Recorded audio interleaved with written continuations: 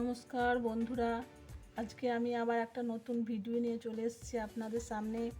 ভিডিওটি হলো বিরির ডালের দই বড়া। দই বড়া করতে লাগছে বিরির ডাল। এটিকে আমি সারা রাত ভিজিয়ে রেখেছি, এর সঙ্গে একটু সবুজ বিরিও মিশিয়েছি, দিয়ে সকালবেলা এটাকে ছেঁকে মিক্সিতে পেস্ট করে এটা এইরকম হয়েছে। এটাকে আবার আমি ভালো করে ফেটিয়ে জলে এমনভাবে ফেটাতে হবে যাতে জলে ভেসে ওঠে, সেটা আমি দেখাবো আপনাদের সামনে। আর লাগছে দইটা আমি বাড়িতেই পেতেছি, এর সঙ্গে একটু জল মিশিয়ে নিয়েছি। আর লাগছে জল, লাগছে চাট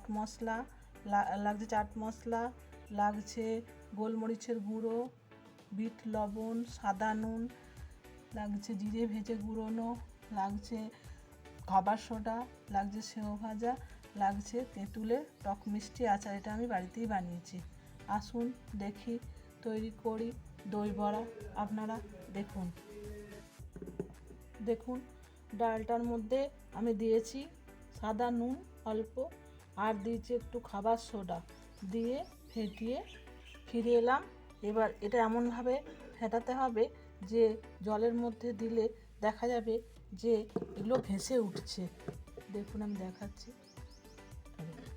ভেসে উঠছে, তাহলে এটা ঠিকঠাক ফেটানো হয়েছে।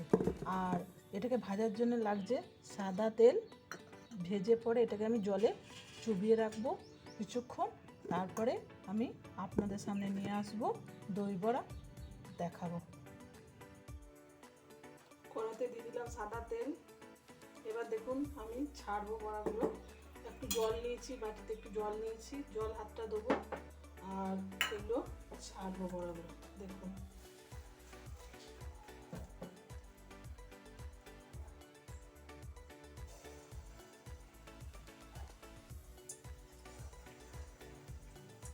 একটু বড় বড় করে করছি।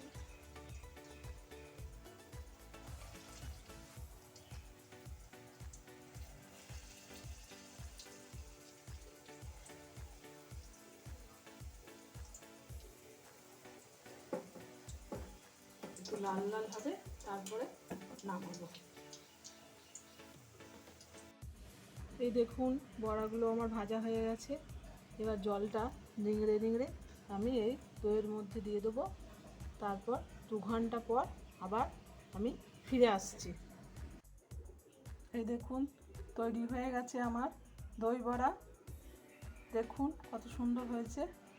দাঁড়ান আপনাদের কেটে দেখায় ভেতরটা কত নরম আর জুসি হয়েছে, পুরো দইটা ভেতরে ঢুকেছে।